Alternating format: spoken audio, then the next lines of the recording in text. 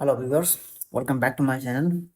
Class 7 की हम NCERTs कर रहे थे और उसमें हमारा एक चैप्टर चला था, chapter number 5, nomads, tribes, nomads and settled communities. ये चैप्टर हमारा चल रहा था। 2 पार्ट से कब तक कंप्लीट हो चुके थे, डिटेल में कर लिया था। समराइज करने में टाइम वेस्ट नहीं करना है, ठीक है। जल्द से जल्द हम जो है वो अपना जो हम टॉपिक स्टार्ट करने वाले थे वो है हमारा क्लोजर रुख। हम कुछ करीबी निगाह देखेंगे, पर्टिकुलर ट्राइब को देखेंगे हम। गोंड, गोंड एक ट्राइब है, इसके बारे में हम पढ़ेंगे इस वीडियो में। तो चलिए स्टार्ट करते हैं। तो Gonds lived in a vast forested reason called Gondwana और कंट्रीज इनहैबिटेड बाय गोंड। यानी कि गोंड जो है वो एक बहुत ही बड़ा एक जंगल का इलाका था, पूरा जंगल था वहाँ पे, ठीक है। और उसको कहा जाता है गोंडवाना। यानी गोंडवाना का मतलब वो कंट्री, कंट्री का मतलब वो जगह, बेसिकली गांव देहात में कंट्री साइड कहते हैं ना, जैसे गांव का इलाका होता है कंट्री। तो वो उस एरिया जो कि गोंड्स के द्वारा, यानी गोंड का जो ट्राइब था उनके द्वारा जो जगह एक्वायर करी थी, जहाँ पे वो लोग आबादी रहा करती थी, उसे कहा जाता है गोंडवाना लैंड, गोंडवाना, ठीक है। मैप में देख लेते हैं कि मैप में कहाँ पर है गोंडवाना। गोंडवाना हमारा है यहाँ पर, ये आप देख रहे हैं गोंडवाना लिखा हुआ है इतना बड़ा, ठीक है। तो ये रीजन जो था बेसिकली सेंट्रल इंडिया ही आपको यहाँ पे नजर आ रहा है। तो इसी सेंट्रल इंडिया में जो है यहाँ पे सबसे ज़्यादा आबादी रहा करती थी, बहुत बड़ा जंगल का इलाका था, यहाँ पे गोंड्स रहा करते थे। दे प्रैक्टिस्ड शिफ्टिंग कल्टीवेशन, ये शिफ्टिंग कल्टीवेशन यहाँ पर करा करते थे। क्या होती शिफ्टिंग कल्टीवेशन, इसको देख लेते हैं। यहाँ पे लिखा है शिफ्टिंग कल्टीवेशन में ट्रीज और बुशेस जंगल इलाकों के थे, पहले उन्हें काटा जाता था और उनको जला दिया जाता था।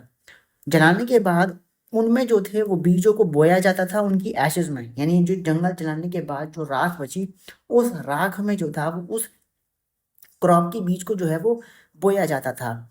जब लैंड अपनी फर्टिलिटी को लूज कर देती थी तो दूसरा प्लॉट ऑफ लैंड जो है वो काटा जाता था और वहां पर उसी तरीके से जो है वो वहां पर कल्टीवेशन होती थी। क्या होता था, थोड़ा सा हम इसको एक्सप्लेन कर लेते हैं, ठीक है। पहले पेड़ों को जलाया, पेड़ों को जलाने के बाद जो उनकी राख हुई, उस राख में उन्होंने बीज को बोया, कल्टीवेशन हुई, फसल बनी, ठीक है।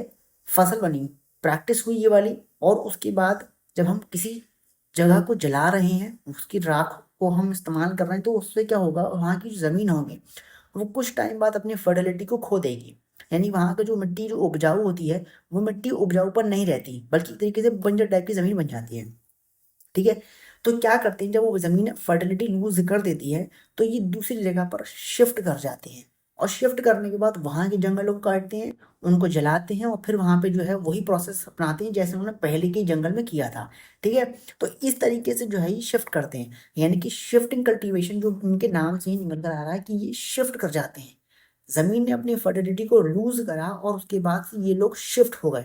शिफ्ट होने के बाद दूसरी जगह पर जो है इन्होंने फिर से कल्टीवेशन शुरू कर दी। तो ये होती है शिफ्टिंग कल्टीवेशन, ठीक है। The large Gond tribe was further divided into many smaller clans.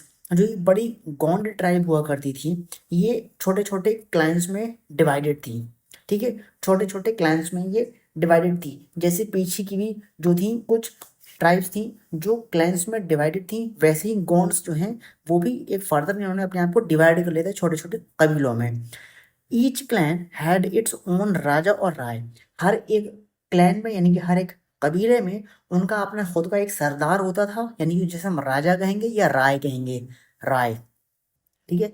About the time the power of the Delhi sultans was declining, a few large Gond kingdom were beginning to dominate the smaller Gond chief। क्या होने लगा, लेकिन जब दिल्ली सुल्तान का time period धीरे धीरे decline हो रहा था ना, तब जाहिर सी बात है ये हम पढ़ चुके हैं कि जब पावर कहीं पर भी कम हो रही होती है, जैसे दिल्ली सुल्तान में कम हुई, जैसे मुगल्स में कम हुई, तो जो आस पड़ोस के जो पावरफुल जो चीफ होते थे, जो पावरफुल जिनके पास किंगडम हुआ करती थी, वो अपने आप को आज़ाद कर लिया करते थे।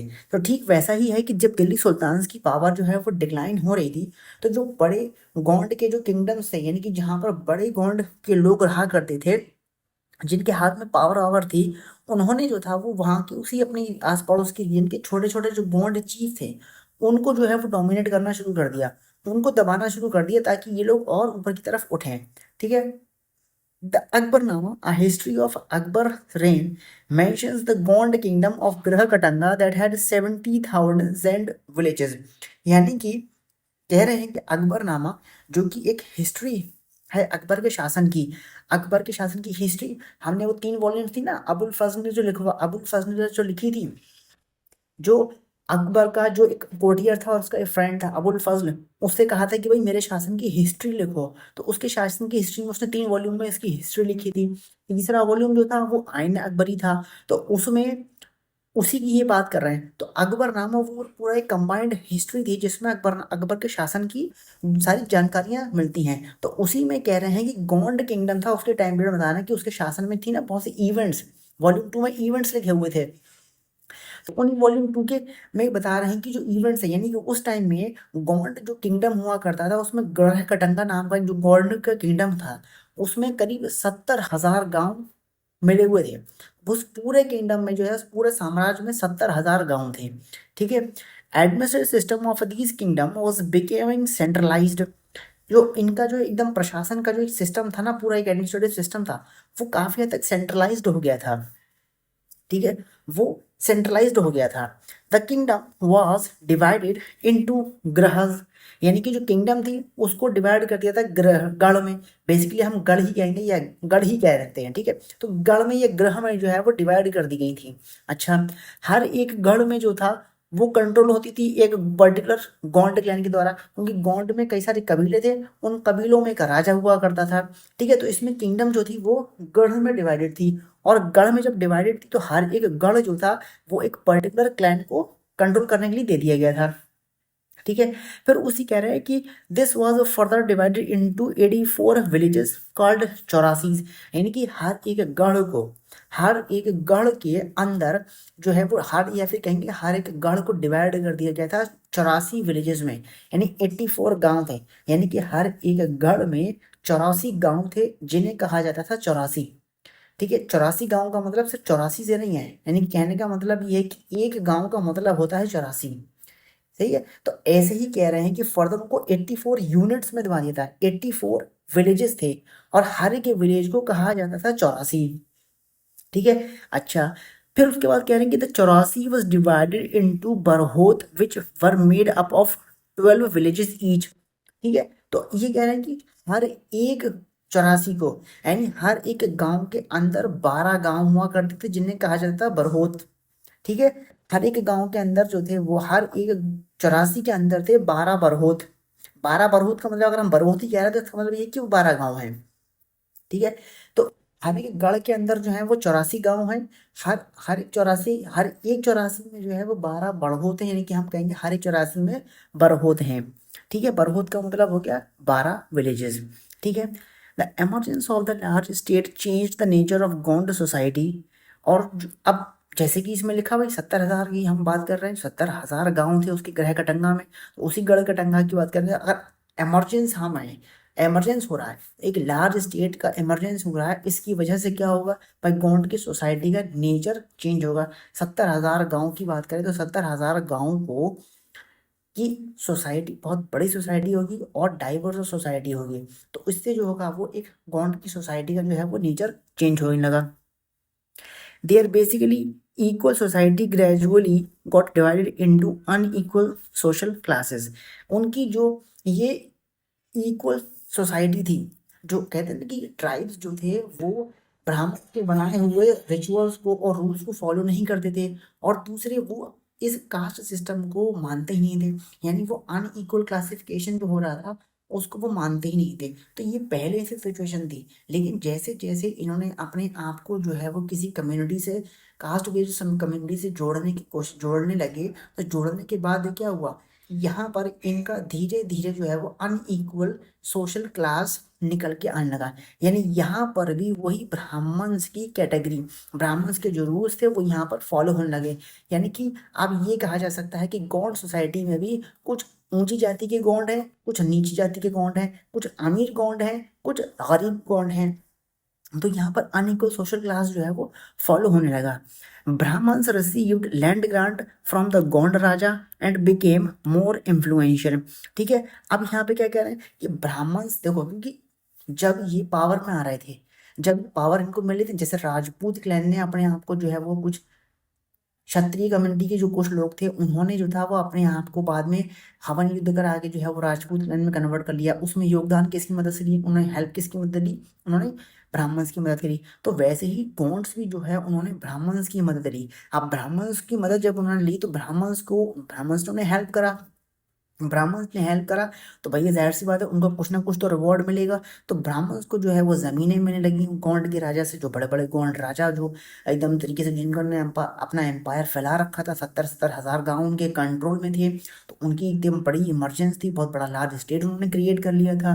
तो उसी में कह रहे हैं कि ब्राह्मण्स जो थे वो ब्राह्मण्स को जमीनें दी जाती थी गौंड राजा की तरफ से, और इससे ब्राह्मण्स जो है वो ज्यादा इन्फ्लुएंशियल हो गए। ठीक है, the god chief now wished to be recognised as a Rajput. अब गॉड्स ने जो है, क्योंकि गॉड्स अपने आप को जो है वो एक कम्युनिटी कास्ट बेस्ड में तो ला रहे हैं, तो कास्ट बेस्ड में उन्होंने अपने आप को राजपूत कंसीडर कराना शुरू कर लिया।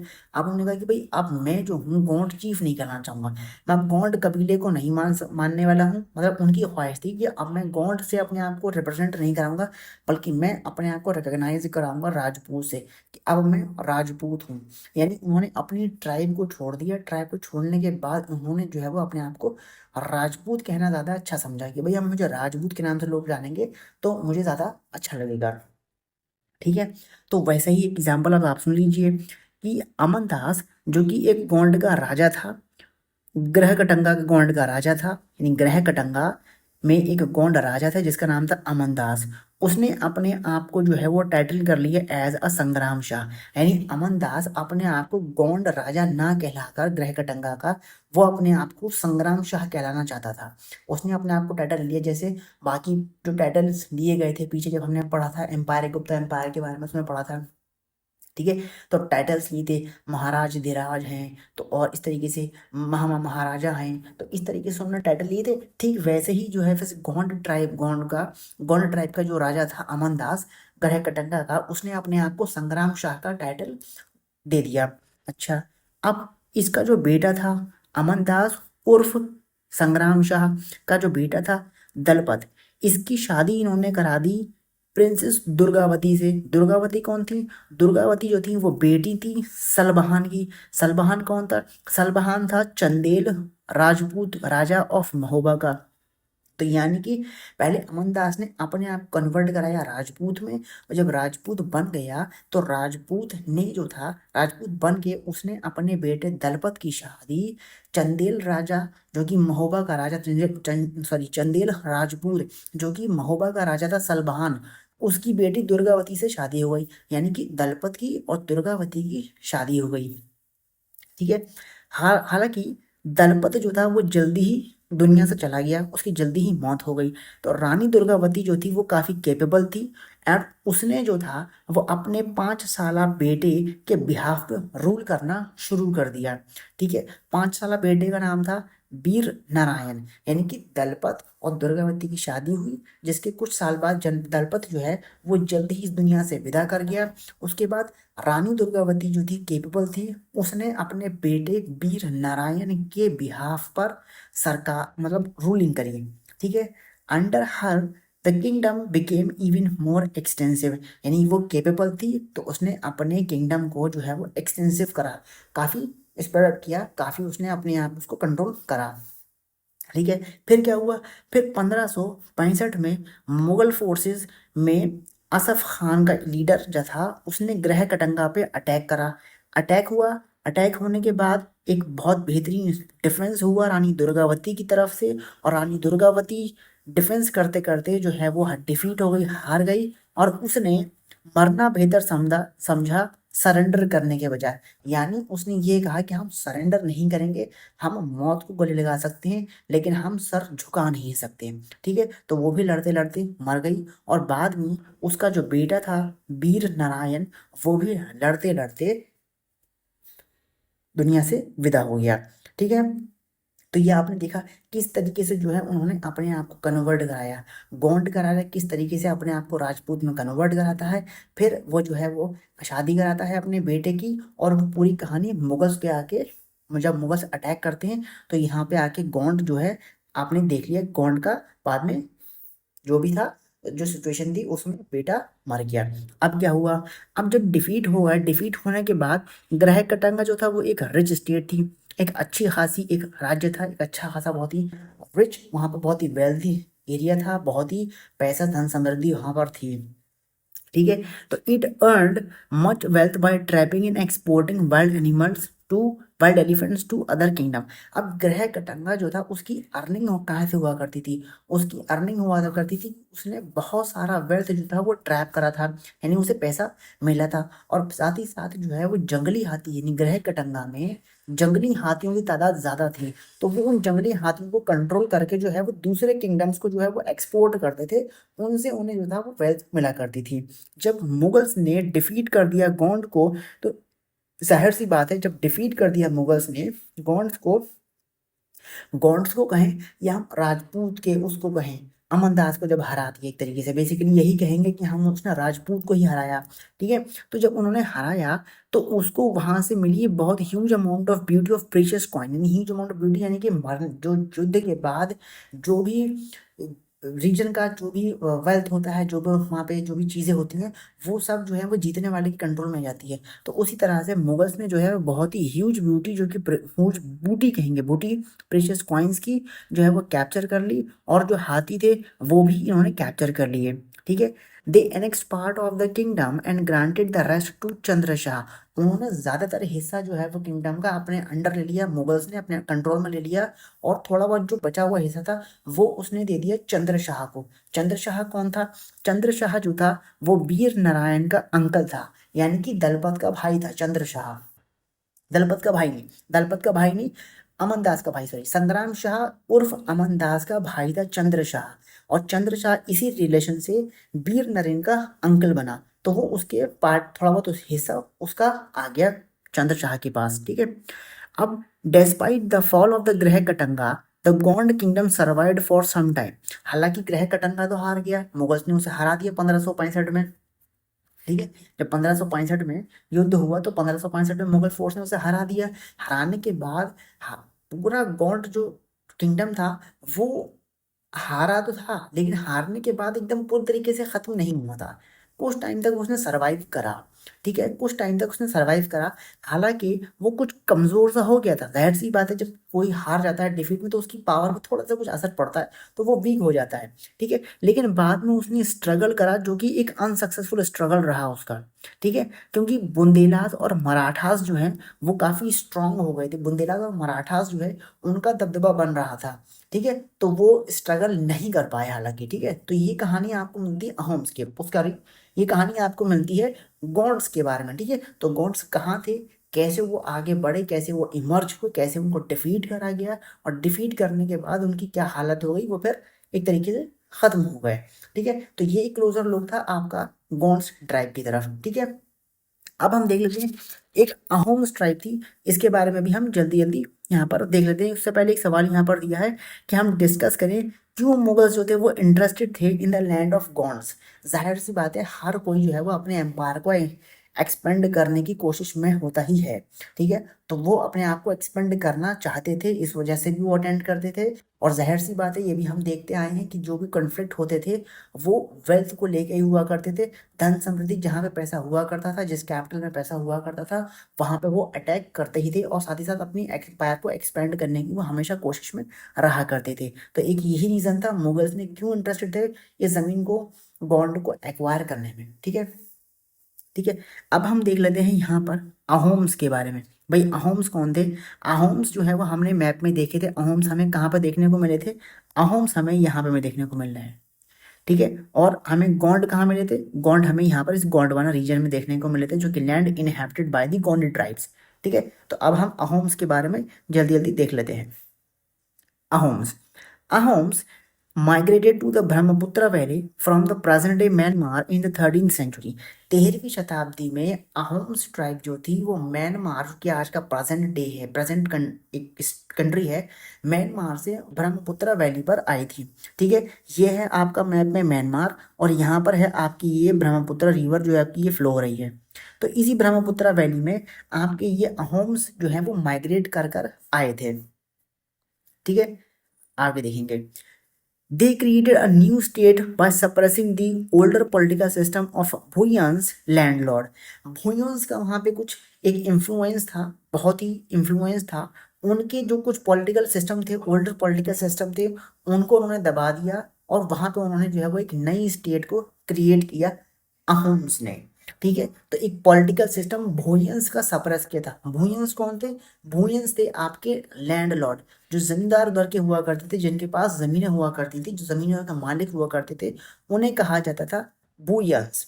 ठीक है, during the 16th century they annexed the kingdom of the Chutias 1523 and of Koch Hajo 1581 and subjugated many others tribe। तो 16th century में इन्होंने क्या करा, जो किंगडम्स थी, जो चुतियास की जो किंगडम्स थी 1523 में, 1523 में जो चुतियास की जो जो टेरिटरी किंगडम थी, जैसे ये आपको यहाँ पे दिख रही है, ये है चुतियास 1523 में, और जो कोच हाजो की है 1581 में, उसको इन्होंने सब्जुगेट कर दिया था। और ऐसी बहुत सी जो थी टेरिटरी थी, उनको भी जो है इन्होंने सब्जुगेट कर दिया था, उनको भी जो है इन्होंने बिल्कुल दबा दिया था। तो कोच आज कहाँ पर है, कोच हाजो कहाँ पर है? कोच हाजो है आपके इधर, ये जो आपको रीजन दिख रहा है, ये कोच लिखे हुए हैं। तो कोच हाजो को जो है वो इन्होंने 1581 में डिफीट करा, और चुतियास को जो है वो 1523 में डिफीट करके और बहुत सारी ट्राइब्स को वहाँ पर डिफीट करके उन्होंने जो था वो उस किंगडम को एनेक्स कर लिया था। ठीक है, Ahoms built large state and for this they use firearms as early as 1530। यानी कि अहोम्स ने जो है वो एक बहुत बड़ा स्टेट जो है वो बिल्ड करा था, और उसके लिए उन्होंने फायर आर्म्स का भी इस्तेमाल करा था बहुत ही शुरुआती में। 1530 की ही शुरुआत में उन्होंने फायर आर्म्स का इस्तेमाल कर दिया था। ठीक है, बहुत बड़ा उन्होंने अहोम्स एक लार्ज स्टेट बिल्ड करा था, और उसके लिए उन्होंने फायर आर्म्स का इस्तेमाल करा था 1530 में। 1660 तक आते आते they could even make high quality gun powder and cannons. ठीक है, जब 1660 तक वो पहुंचे तो उन्होंने जो था वो बहुत ही हाई क्वालिटी गन पाउडर का इस्तेमाल करा, और कुछ तोप का भी इस्तेमाल करा उन्होंने, यानी कैनन्स का।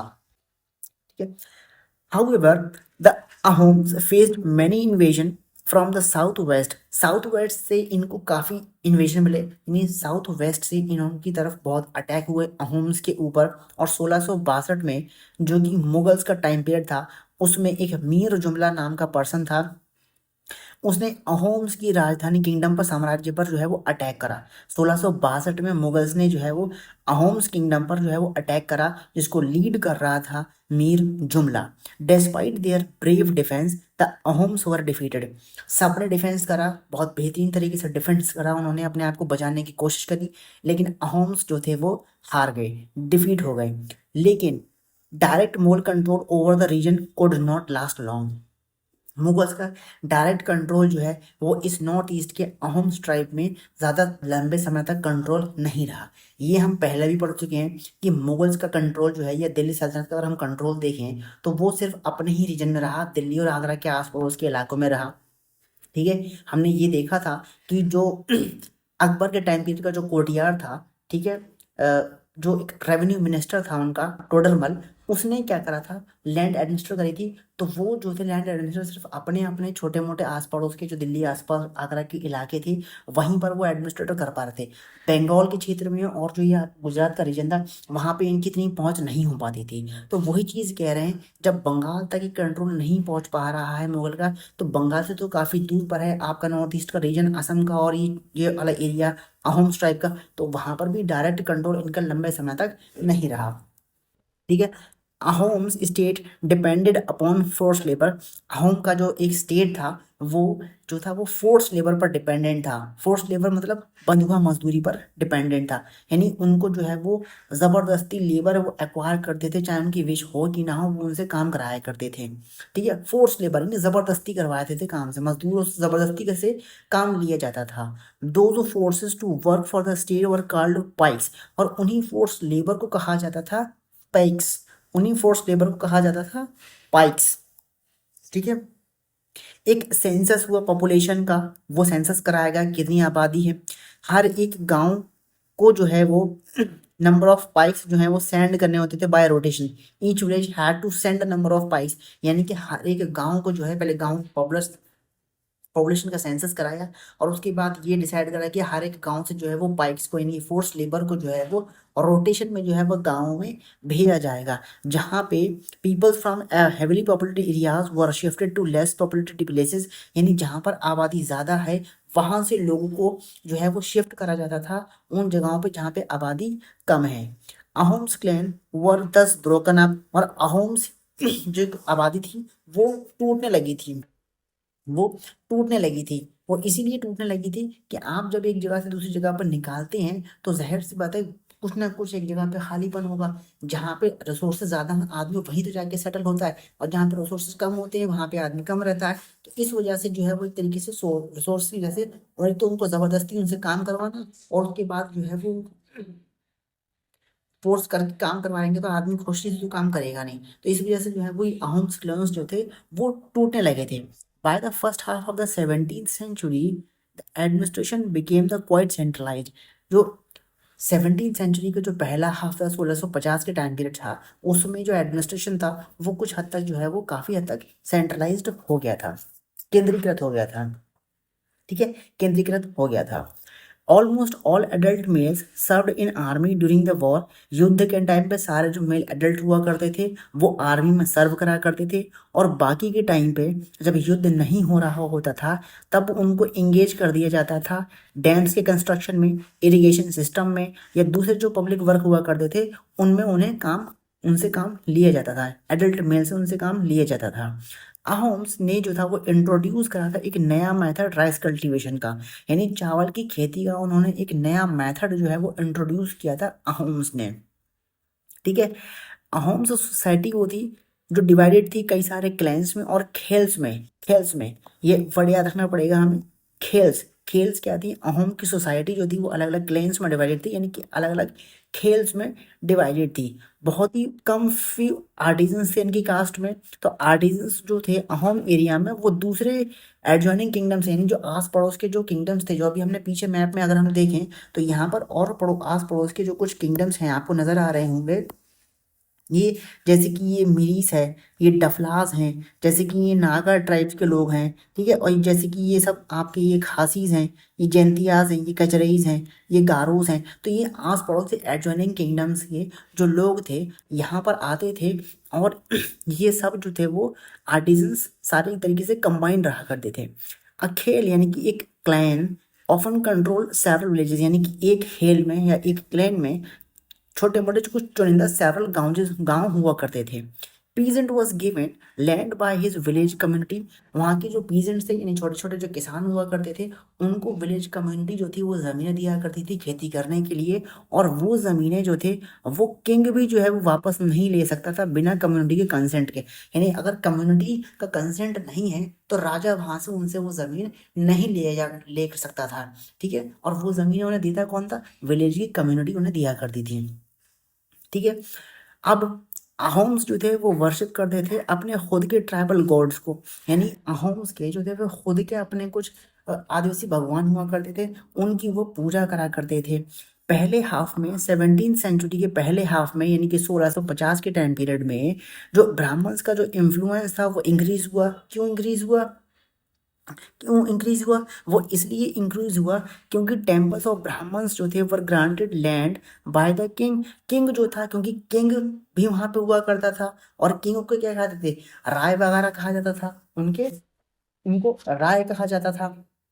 यही तो था पर हमारा यूज इसमें वर्ड राय कहा जाता था या कुछ और था। राय वर्ड तो बेसिकली मेरे क्या मुझे जहां तक याद आ रहा है, राय वर्ड जो था वो गॉन्स में कहते थे, सॉरी अहोम्स में जो अपने राजा थे वो उनको अहोम्स में जो राजा थे उनका कोई अलग नाम रहा होगा। ठीक है, तो वो जो थे वो टेम्पल्स देते थे, टेम्पल्स के लिए जमीनें दिया देते थे, और ब्राह्मण्स को भी जो है वो जमीनें प्रोवाइड कराते थे।